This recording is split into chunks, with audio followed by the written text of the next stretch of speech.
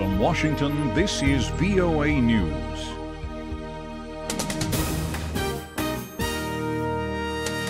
I'm Jonathan Smith reporting. South Korea's military says North Korea launched another ballistic missile Tuesday morning. It wasn't immediately clear if this was a routine firing of a short-range missile or an attempt to perfect North Korea's longer-range missiles. North Korea has accelerated its weapons testing program in defiance of United Nations sanctions as it seeks to develop a device that can deliver a nuclear warhead to North America. It has said it is not far away from test firing an intercontinental ballistic missile with the potential of hitting the U.S. mainland.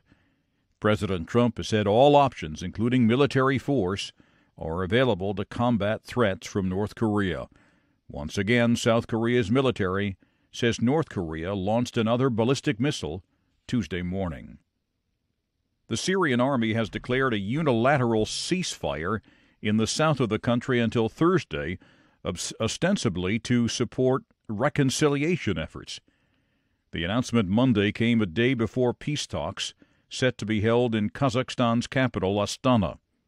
Hours later, however, the Reuters news agency reported rebels and witnesses in the supposed ceasefire zone said Syrian government troops, jets that is, had resumed dropping barrel bombs, drums, or cylinders packed with explosives and shrapnel on rebel-held areas of the city of Dara in southwestern Syria at the border with Jordan and other nearby areas.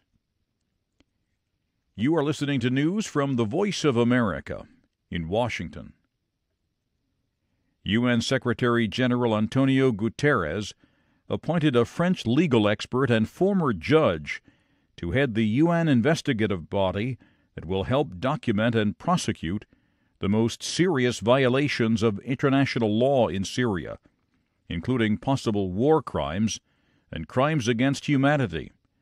The Syrian civil war has killed more than 320,000 people, according to UN estimates, and the world body has established a commission of inquiry to document cases of torture, summary killings, and other atrocities by all sides in the conflict. Iranian artillery bombed Kurdish militants in northern Iraq on Monday, injuring at least 3 people and forcing hundreds to flee their homes, Kurdish officials told VOA.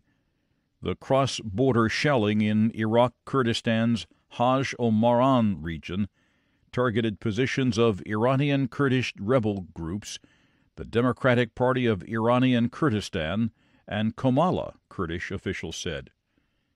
1 villager and 2 rebels were injured, and many local farmers' livelihoods were destroyed as a result of the shelling.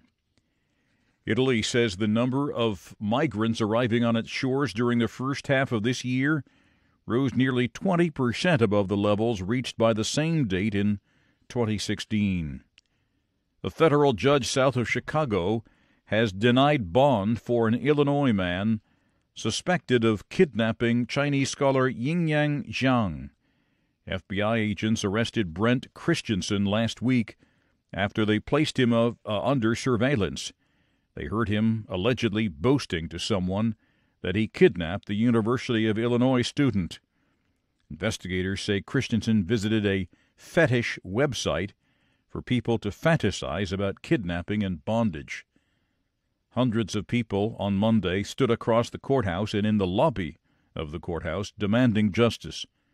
Brent Christensen said nothing at the brief hearing other than responding yes when the judge asked him if he understood his rights.